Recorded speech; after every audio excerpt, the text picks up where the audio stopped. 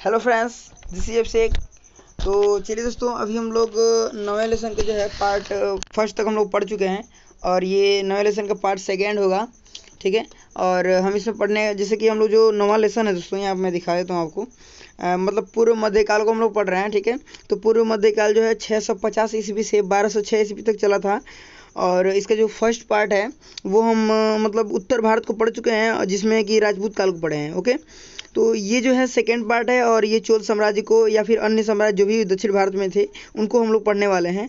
तो एक ही क्वेश्चन को हम लोग पूरा अच्छे से देखेंगे, उसके बारे में जो कुछ भी और भी सारे जो डिटेल में बातें होंगी वो मैं बताने की कोशिश करूँगा। तो चलिए आगे हम बढ़ते हैं और उसे पढ़ लेते हैं। ठीक है, तो यहाँ देखिए दोस्तों, फर्स्ट क्वेश्चन आपके सामने होगा।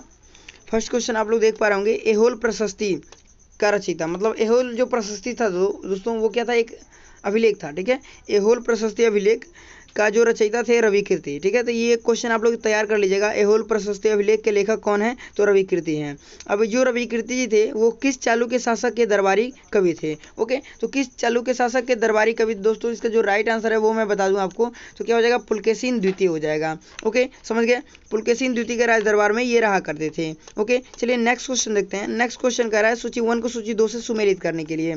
तो यहाँ पे दोस्तों आप लोग देख रहे होंगे, यहाँ पे क्या दिया, प्राचीनतम चालुक्य मतलब राज्य या राजवंश दे दिया है और राजधानी उसके दे दिया है। ओके, तो ये सब पूछ रहा है, तो इसको हम लोग एकदम अच्छे से देखते हैं, बताते हैं हम।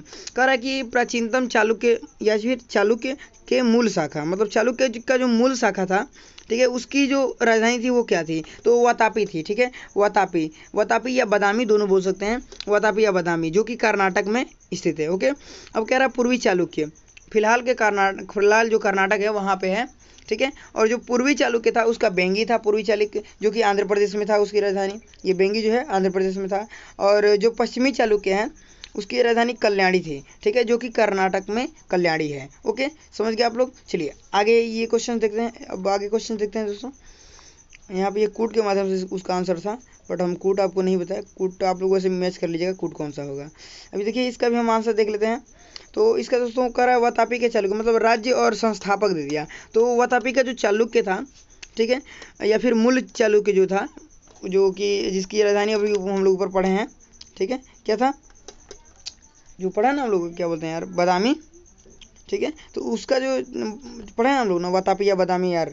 ठीक है ना, तो उसका जो संस्थापक था, ठीक है, वो कौन था।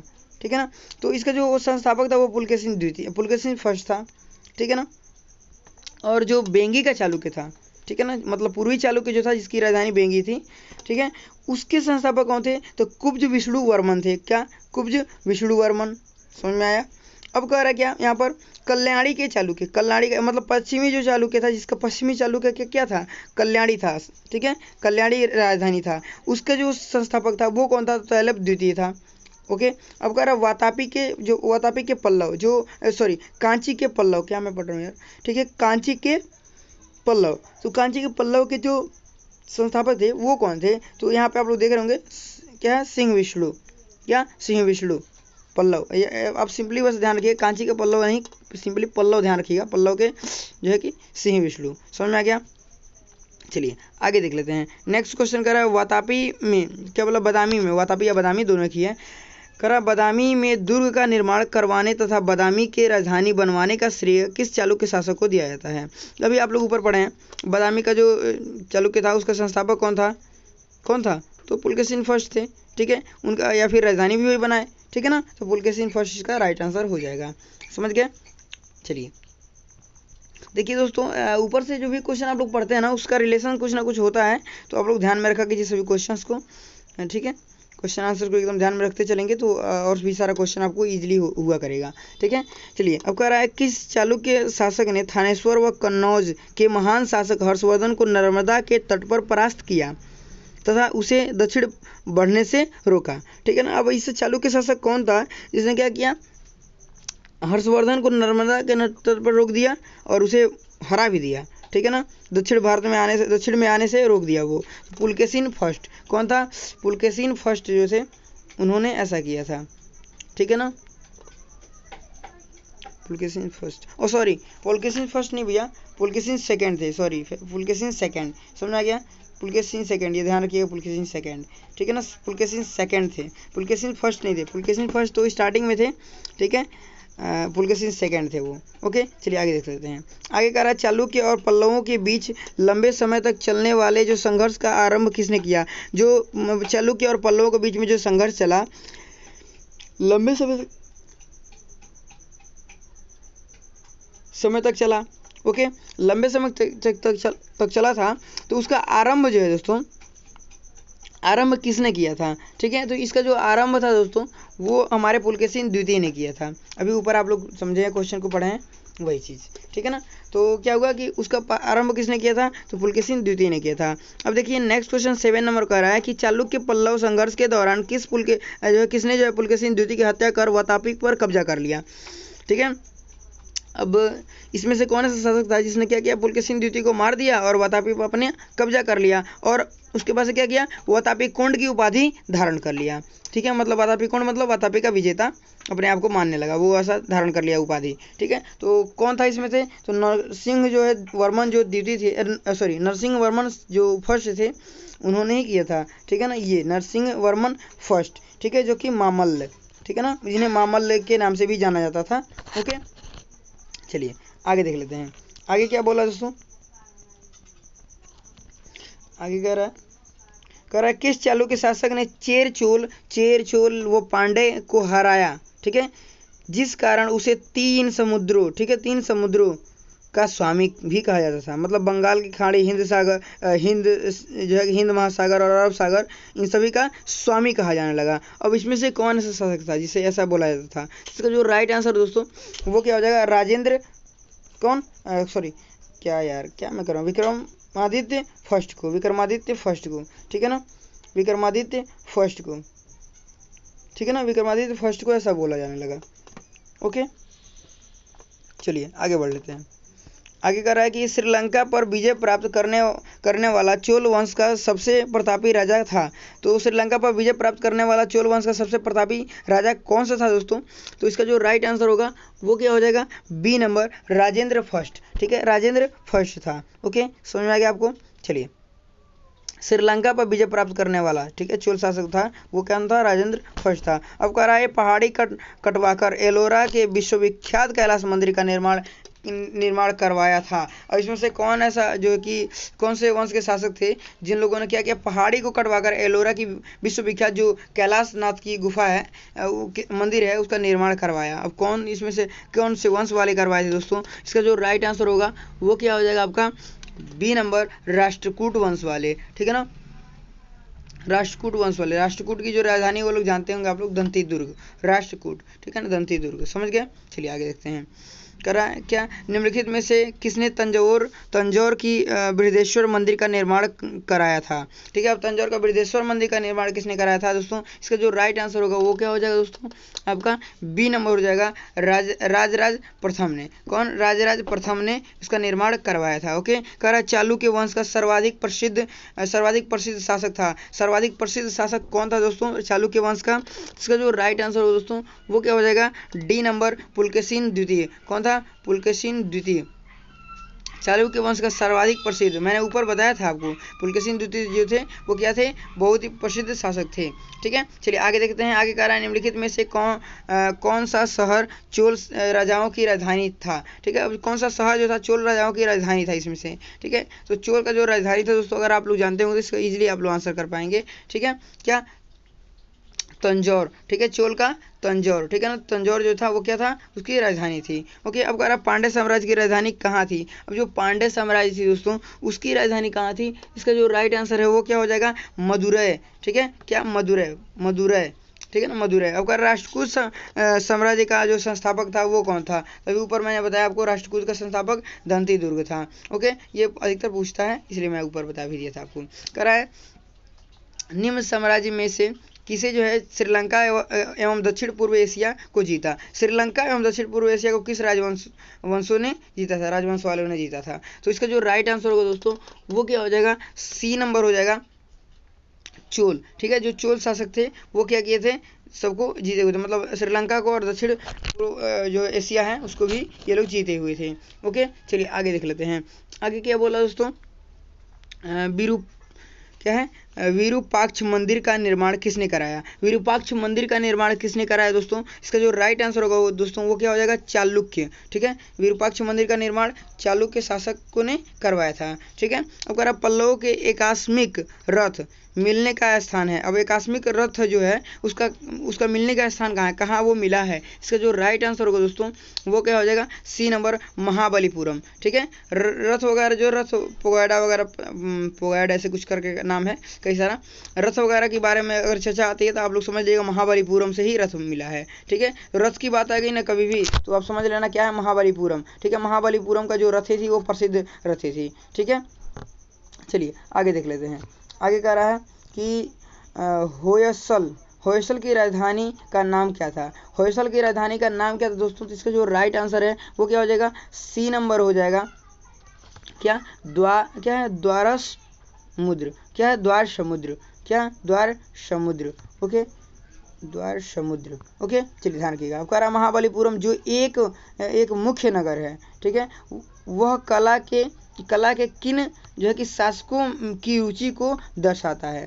ठीक है, कला के किन शासकों की रुचि को दर्शाता है दोस्तों? अब कौन से शासक थे जिन्हें जो कला में वो महाबलीपुरम जो है वहाँ पे जो है कि पूरा अपना कला के लिए जो है कि क्या करते थे, मतलब रुचि रखते थे? यहाँ कौन से शासक थे? ठीक है, तो इसका जो राइट आंसर है दोस्तों वो क्या हो जाएगा?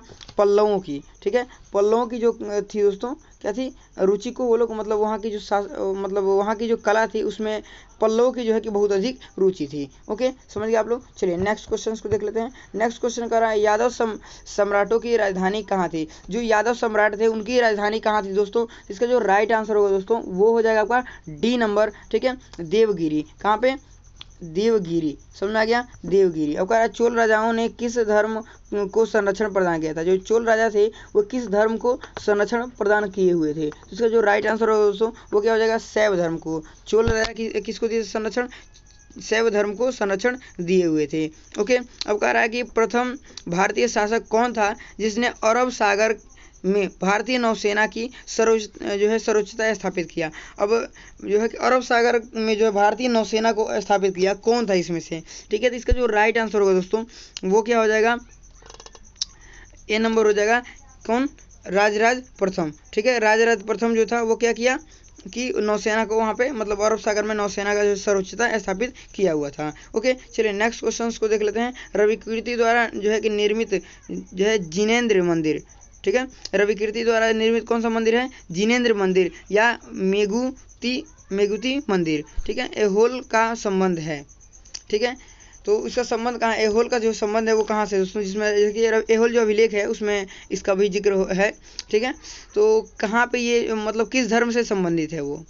ठीक है ना, एहोल अभिलेख की बात कर सकते हैं आप लोग। एहोल अभिलेख जो है किस धर्म से संबंधित है ये अगर मालूम होगा तो आप लोग इसका भी आंसर दे पाएंगे इजीली। ठीक है, तो इसका जो राइट आंसर है दोस्तों वो क्या हो जाएगा? सी नंबर, मतलब जैन धर्म से संबंधित है। ओके, किस धर्म से संबंधित? जैन धर्म से संबंधित है। ओके, समझ में आ गया? चलिए कह रहा है एहोल का लाढ़खा मंदिर जो है दोस्तों किस देवता को समर्पित है? अब जो एहोल का जो लाढ़खा मंदिर है वो किस देवता को समर्पित है? तो इसका जो राइट आंसर है दोस्तों वो क्या हो जाएगा?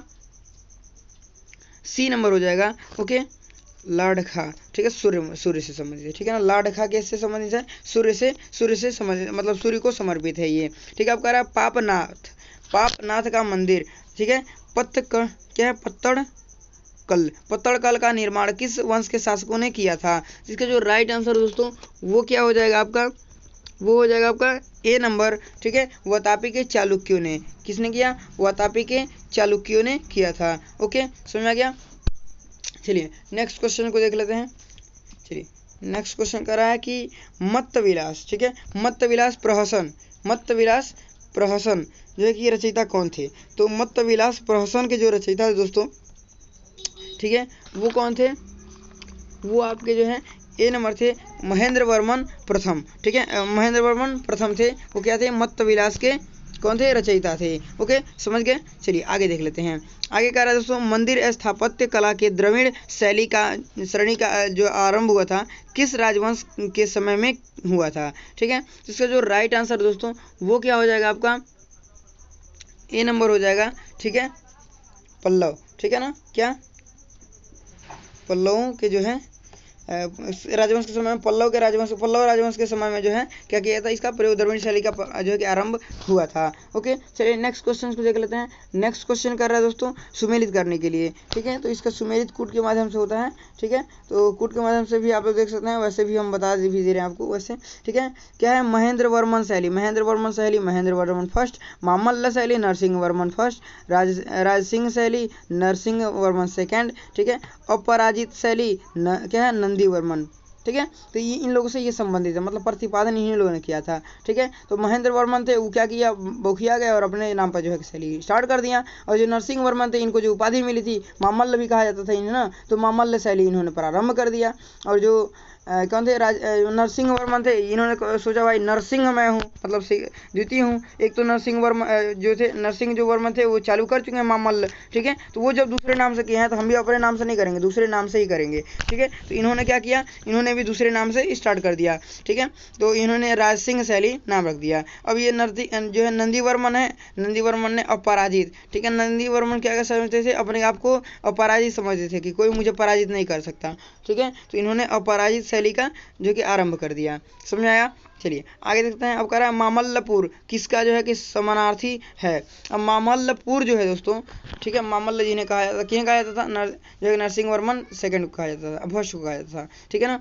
तो अब कह रहा है कि ये जो है समानार्थी है। अब किसका समानार्थी है दोस्तों, तो इसका जो राइट आंसर होगा दोस्तों वो क्या हो जाएगा, आपका महाबलीपुरम का जो है कि समानार्थी है, समझ आ गया, किसका, महाबलीपुरम का। ओके, अब कह रहा है निम्नलिखित में से किस शासक के पास एक शक्तिशाली नौसेना थी। अब इसमें से कौन सा शासक था जिसके पास एक शक्तिशाली नौसेना थी। अभी ऊपर आप लोग पढ़े हैं, ठीक है, जो जिसने क्या किया था, अरब सागर में अपनी नौसेना स्थापित किया था, ठीक है। तो वही क्वेश्चन एकदम सेम बोल रहा है, क्या चोलों के पास में क्या थी, एक अपनी नौसेना थी, अच्छी नौसेना थी, ठीक है ना। उन्होंने क्या अरब सागर में उतार दिया था उसको।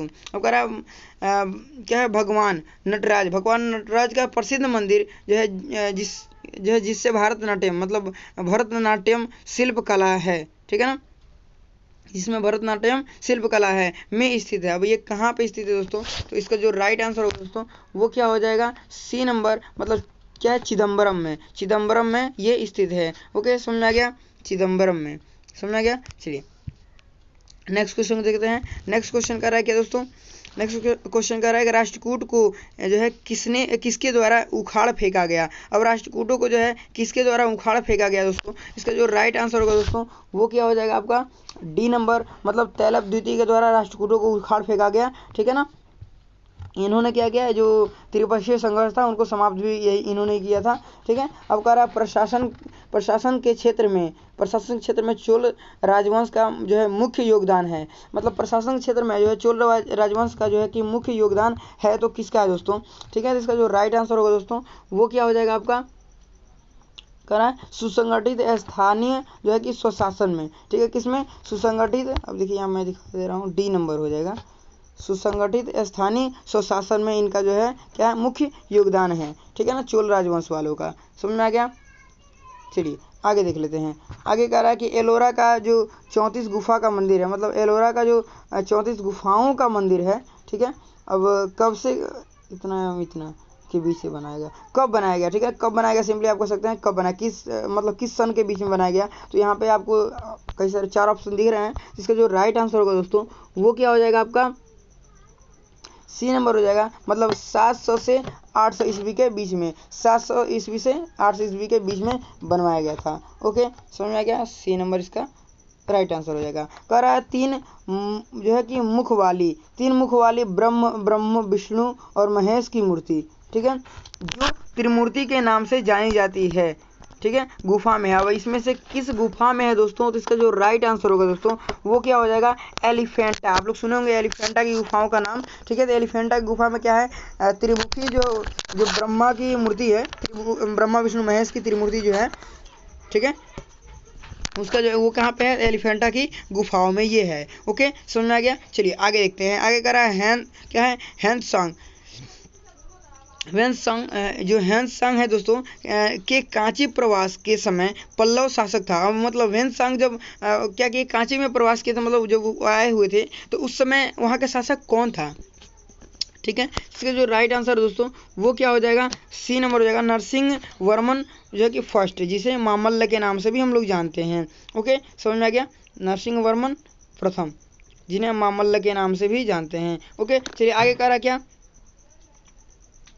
आगे कह रहा है सुमेलित कीजिए। सुमेलित करने के लिए बोल रहा है, कह रहा है कि पल्लवाकालीन प्रकाश जो है प्रशासकीय विभाजन, पल्लवाकालीन प्रशासकीय विभाजन जो है दोस्तों, और प्रधान को मैच करना है। तो मतलब जो राष्ट्र है, राष्ट्र का जो है कि किससे मतलब किस से संबंधित है, किस का कौन सा प्रधान है इसमें से, ठीक है।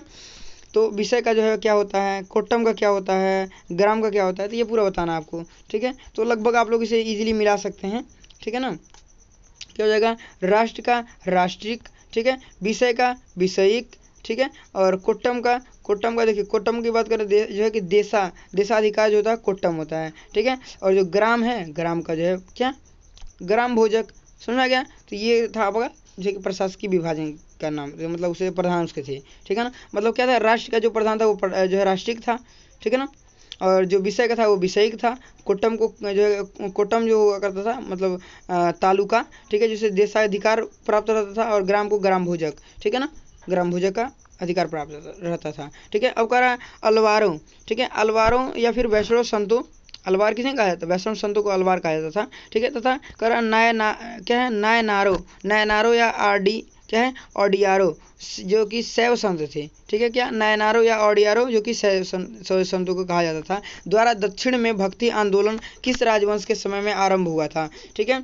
तो इसका जो राइट आंसर होगा दोस्तों वो क्या हो जाएगा आपका, ए नंबर, पल्लवों के समय में। किस समय में, पल्लवों के समय में किया गया था। ओके, चलिए नेक्स्ट क्वेश्चन देख लेते हैं। नेक्स्ट क्वेश्चन क्या बोल रहा है, कह रहा है महाभारत का जो भारत वेड़का जो है क्या है, भारत वेड़का नाम से तमिल के किस जो है किसने अनुवाद किया, ठीक है ना। मतलब जो महाभारत है उसको अनुवाद किया किसमें, तमिल में अनुवाद किया, ठीक है ना, तमिल में भारत वेड़का, ठीक है, भारत वेड़का के नाम से किया। तो आप लोग जानते होंगे कि उन्होंने जो अनुवाद किया था उसको किसने किया था, ठीक है, लगभग जानते होंगे अगर आप लोग पढ़े होंगे तो, ठीक है, थोड़ा बहुत भी पढ़े होंगे तो आप लोग को यहाँ पे याद आ रहा होगा। देखिए तोलकापियर थे कि यहाँ पे बहुत मस्त नाम है उसका, ठीक है, तोलकापियर की जो शीतलय सतनार की इंडो क्या है इलांगो ऑडिगल की क्या है पेरुन देवनार, इसमें से कौन सा दोस्तों, तो इसका जो राइट आंसर है दोस्तों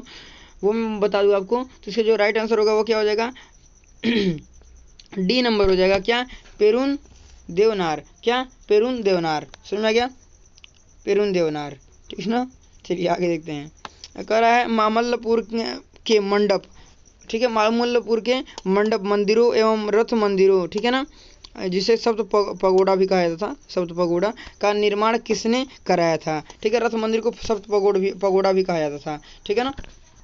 इसका निर्माण किसने करवाया था, इसका जो राइट आंसर होगा दोस्तों वो क्या हो जाएगा, बी नंबर हो जाएगा, नरसिंह वर्मन, ठीक है। यहाँ मामल्लपुर बोला है तो भाई मामल्लपुर यही थे, नरसिंह वर्मन थे, ठीक है, इन्हें मामल्लपुर की उपाधि भी मिली हुई थी, ठीक है, उन्हें इस नाम से भी जाना जाता था, ठीक है ना। चलिए आगे देख लेते हैं। आगे कह रहा है किस मंदिर को जो है राज सिंहेश्वर, ठीक है, राज सिंहेश्वर या राज सिद्धेश्वर, जो सिद्धेश्वर मंदिर भी कहा जाता है। तो दोस्तों अभी ऊपर आप लोग पढ़े हैं, ठीक है, कि किनको जो है मतलब राज सिंह जो शैली का प्रारंभ किया था वो कौन किए थे, आपको पता चल गया, सेकंड ने किया था, किसने किया था, तो नरसिंह वर्मन सेकंड ने किया था, समझ में आ गया। लेकिन यहाँ पे पूछ रहा है क्या कि मंदिर भी कहा जाता है, तब जो है किस मंदिर को जो है किस नाम से भी जाना जाता है। इसका जो राइट आंसर है दोस्तों उसका जिसने निर्माण कराया होगा वही उन्हीं को कहा जाता होगा। इसका जो राइट आंसर है वो क्या हो जाएगा, कांची का जो कैलाश मंदिर है उसको जो है इस नाम से भी जाना जाता है, क्या, राज सिंहेश्वर या जो है कि राज सिद्धेश्वर, ठीक है ना।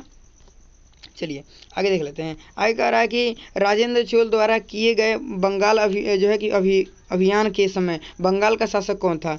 मतलब राजेंद्र चोल ने जब बंगाल का अभियान किया था, ठीक है, तो उस समय राजेंद्र जो बंगाल का शासक था वो कौन था दोस्तों। इसका जो राइट आंसर होगा दोस्तों वो हो जाएगा आपका डी नंबर, मतलब कौन था, महिपाल फर्स्ट, ठीक है, महिपाल फर्स्ट थे, वो कौन थे उस समय उसके शासक थे। ओके, समझ में आ गया। चलिए आगे देख लेते हैं। आगे कह रहा है कि 8वीं सदी के प्रारंभ में निम्नलिखित में से किसने जो है जोरो एंड क्या है जोरो एंस्ट्रियनो या फिर पारसियनो जी ने कहा था, पारसियों को जो है कि शरण दी, जो पर्सिया या फिर ईरान के जो है कि समुद्र द्वारा फरार होकर तटीय रास्ते से पश्चिम भारत पहुंचे थे। ठीक है, उन लोगों को संरक्षण किसने दिया था? ठीक है, तो इसका जो राइट आंसर होगा दोस्तों, अब देखिए यहाँ क्या बोला कि पश्चिम भारत पहुंचे थे, तो पश्चिम भारत के में जो होगा वही तो दिया होगा ना। तो आप लोग अगर मैप के माध्यम से पढ़ रहे होंगे तो वो चीज़ आपको मालूम होगा। ठीक है, तो कौन था दोस्तों? तो इसका जो राइट आंसर होगा वो क्या हो जाएगा? D number, Rashtrakuta. ठीक है ना, राष्ट्रकूट जो थे वो क्या थे? पश्चिम भारत में थे। ठीक है, तो राष्ट्रकूट वालों ने ही क्या किया था? उनको संरक्षण दिया हुआ था। पश्चिम भारत के से घुसे थे ये लोग, उधर जो है कि जस्ट पास में पड़े थे, इन लोग संरक्षण वो लोग दिए थे। अब कह रहा बेंगी का चालुक्य का जो है राज्य का जो चोल जो है कि क्या था? साम्राज्य, चोल साम्राज्य के जो है कि क्या बोलते हैं यार, विलय किसने किया? ठीक है, अब कह रहा भेंगी की चालुक्य, देखिए दोस्तों थोड़ा सा वो सब्जी बेचने वाला आए हुए हैं। ठीक है ना, तो उन्हीं की आवाज़ सुनकर मैं सोचा यार आवाज़ आप लोग पास जाएगा, इसीलिए मैं थोड़ा सा डिस्टर्ब हो गया। कह रहा है भेंगी के चालुक्य राज्य का जो चोल साम्राज्य के जो है विलय में किसने किया? ठीक है ना, अब क्या हो रहा है? चालुक्य राज्य का जो चोल साम्राज्य था में विलय किसने कर दिया? ठीक है, बेंगी के चालुक्य को। इसका जो राइट आंसर होगा दोस्तों वो क्या हो जाएगा? 46 का डी नंबर हो जाएगा, मतलब राजेंद्र थर्ड, जिन्हें क्या बोला जाता था? क्या कुतोलुक चोल भी बोला जाता था, कुतोलुक चोल फर्स्ट भी बोला जाता था। राजेंद्र थर्ड याद रखिएगा आप लोग ऐसे।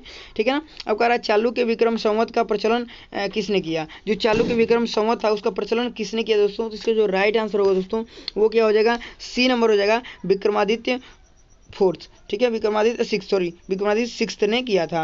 ओके, कह रहा है विक्रमांक चरित्र का रचयिता विल्लड़। ठीक है, विक्रमांक देव चरित्र जो होता है दोस्तों, विक्रमांक देव चरित्र आप लोग नाम सुने होंगे, विक्रमांक चरित्र भी उसे कहा जाता है। तो उसके रचयिता जो है विल्लड़ थे। किसने थे? कौन थे? विल्लड़ थे। अब कह रहा है एवं मिताक्षरा के रचनाकार विज्ञानेश्वर, मिताक्षरा किनका है? विज्ञानेश्वर का। कुछ संरक्षण के संरक्षक शासक थे, मतलब ये लोग किसके दरबार में रहा करते थे ये भी कह सकते हैं आप लोग। ठीक है, या फिर संरक्षक शासक कौन थे? ओके, तो संरक्षक जो शासक थे दोस्तों वो कौन थे? तो 48 का जो है बी नंबर हो जाएगा। कौन? विक्रमादित्य 6 थे। ठीक है ना, इन्होंने ही संरक्षण दिया हुआ था। ओके, समझ गए? चलिए आगे बढ़ते हैं, नेक्स्ट क्वेश्चन देखते हैं। कह रहा है मिताक्षरा की जो विषय वस्तु थी, जो मिताक्षरा था दोस्तों, मिताक्षरा इसके पहले वाला वीडियो आप लोग पढ़ेंगे उसमें मैंने बता रखा है इसको। तो मिताक्षरा जो थी उसकी विषय वस्तु क्या थी? ठीक है, इसका विषय वस्तु जो थी दोस्तों वो क्या थी? हिंदू पारिवारिक जो है विधि संहिता। ये क्या था? मिताक्षरा क्या था? हिंदू पारिवारिक विधि संहिता जो थी उसे मिताक्षरा में इसकी विषय वस्तु यही थी। अब अगर पल्लव की जो है कि राजभाषा थी, पल्लव की जो राजभाषा थी दोस्तों वो क्या थी? ठीक है, तो पल्लव की जो राजभाषा थी वो आपका संस्कृत थी। ठीक है, तो पल्लवों की राजभाषा संस्कृत थी दोस्तों। बस इतना आपको समझ में आ गया दोस्तों। अब मतलब ये 50 क्वेश्चन हम देखेंगे इसके बाद वाले वीडियो में दोस्तों, और हम लोग मतलब 70 क्वेश्चन को देखेंगे क्योंकि इसमें 120 क्वेश्चन हैं और ये वीडियो कुछ अधिक ही लेंथी हो जाएगा। सो मैं वीडियो को अभी स्टॉप करता हूँ और हम लोग डायरेक्ट जो है उसी वीडियो में देखेंगे। ओके, तो चलिए हम स्टॉप करते हैं और मिलते हैं फिर नेक्स्ट वीडियो के साथ में। थैंक्स।